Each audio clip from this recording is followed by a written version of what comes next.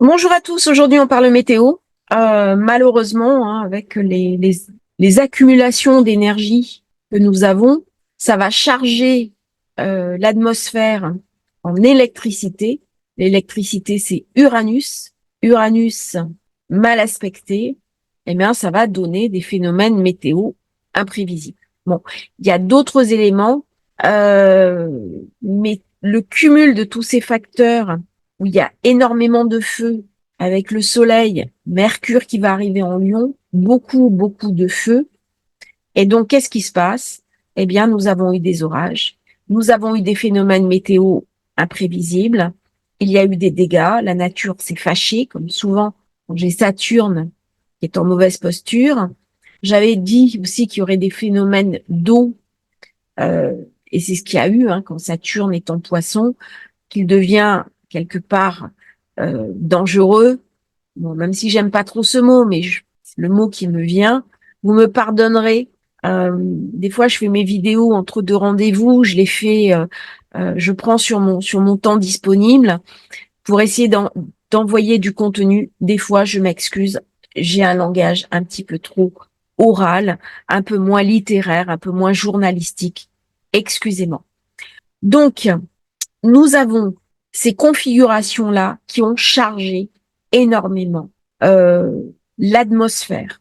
Et bien sûr, quand il y a de l'électricité dans l'air, ça va produire plusieurs choses. Des phénomènes météo imprévisibles, de la tension générale au niveau des sociétés humaines. Donc là, on est pris dans une vision holistique et individuellement, eh bien, ça va me ramener euh, un sentiment d'insécurité, d'où la nécessité de se protéger. Alors à ce niveau-là, je vous ai envoyé un petit mail hier. Pour tous ceux qui sont abonnés à la newsletter, vous avez quelques petits conseils pour vivre au mieux ces périodes de grand frottement. Si vous n'êtes pas encore abonné à la newsletter, je vous mets le lien. Elle est totalement gratuite. Vous rejoignez le groupe et j'ai envie de dire tous les jours, mais ça va être plusieurs fois par semaine. Vous allez recevoir des bons conseils pour vivre au mieux ces positions planétaires. C'est vraiment le côté positif de la newsletter. Ça vient tempérer dans une dynamique, parce qu'on a aussi besoin d'espérance, les conditions planétaires, les vidéos que je fais qui sont parfois un petit peu plus sombres, un petit peu plus dans le réalisme et qui vont un peu taper dans le dur. Donc, accumulation d'énergie. Avant, les anciens utilisaient aussi l'astrologie, donc les positions planétaires, pour prédire la météo. Ils n'avaient pas les satellites. C'est par les passages astrologiques qu'on arrivait à avoir une certaine vision si on pouvait commencer une navigation ou pas. Alors, bien entendu, c'était dangereux. C'était pas du 100% fiable. Mais il faut savoir que c'était des bases anciennes de prédiction. Donc on peut retrouver, on le pratique plus parce que maintenant, bien sûr, on a beaucoup de systèmes météo basés sur les GPS, sur les satellites, des informations, les photos aussi qui arrivent. Euh, en étant marin, je les utilise énormément. Mais avant, il y avait toute une tradition. Et donc, ça peut être intéressant aussi de regarder ce que disaient les anciens.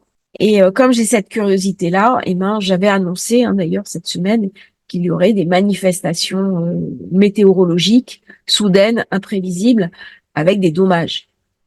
Ça veut dire des orages, ça veut dire des feux de forêt. Je l'avais annoncé, les feux de forêt aussi. Et c'est ce qui se passe en Grèce. On passe sur le thème de la Grèce. Après, on finira par le thème de la France. Nous voilà sur le thème de la Grèce. Vous avez vu des incendies aux portes d'Athènes, des pompiers qui viennent d'Europe. Et c'est dramatique parce que la Grèce est un pays très boisé.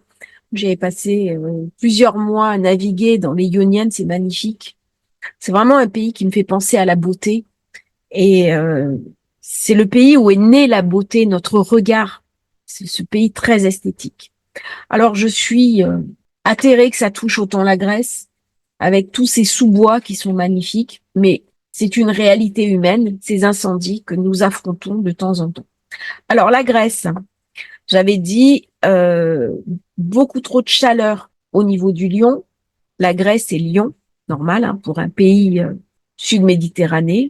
Mars est à 27. On va avoir Mercure rétro qui va passer dessus. On a le Soleil en ce moment qui est à 22. Nous avons Jupiter de la Grèce qui est à 17. Nous savons qu'il y a un carré Jupiter, Saturne, Mars.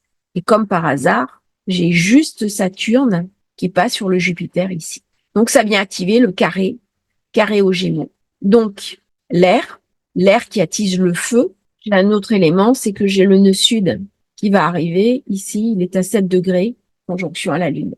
Donc le pays est touché. Le pays est touché, c'est une identité qui est touchée, puisque c'est la Lune me fait penser aussi à toute la tradition autour d'Athènes avec l'acropole. C'est aussi le symbole de la démocratie. C'est grave parce que c'est là où est née l'agora. C'est l'idée de la cité. Nos sociétés sont imprégnées de cette idée grecque. C'est aussi l'olympisme. Et là, si on couple la cérémonie d'ouverture, alors là, ce que je vais dire est un peu tiré par les cheveux, mais les symbolistes comprendront. Cérémonie d'ouverture des JO, fermeture des JO, avec ce côté assez sombre et le feu aux portes d'Athènes. Donc ça nous renvoie à tous les mythes anciens qui parlent à notre inconscient. La Rome en feu parce que Néron l'a incendiée. Ça vient bousculer quelque chose de très profond chez nous. C'est pour ça que j'ai fait ce thème. On va voir maintenant le thème de la France avec les orages qu'il y a eu la nuit dernière. Le thème sur lequel je travaille, alors là c'est moins évident.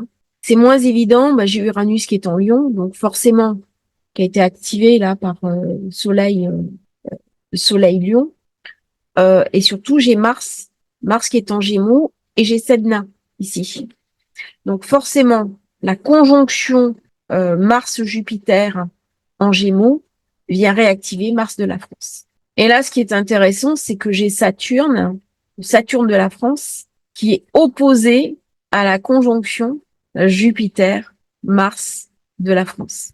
Donc, bien sûr, il va y avoir des événements politiques importants, durables pendant les semaines qui viennent, mais dans la mesure où ça active ce genre de position, ça va déclencher des phénomènes électriques. On est dans le Gémeaux, il y a quelque chose d'électricité dans l'air. N'oublions pas que Mercure, octave inférieure d'Uranus, et donc ça explique les événements météorologiques type orage Sebnol, avec toutes les conséquences qu'on connaît, les inondations, les pertes financières et les drames pour les gens qui ont tout perdu.